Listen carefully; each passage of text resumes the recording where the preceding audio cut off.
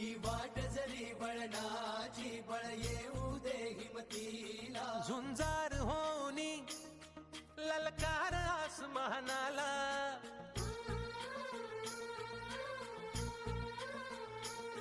लावून कपाळी माती घ्यायचे पक्ष तिच्या पाठी हुंकार राम कवितेचा आस्वाद घेतलाय.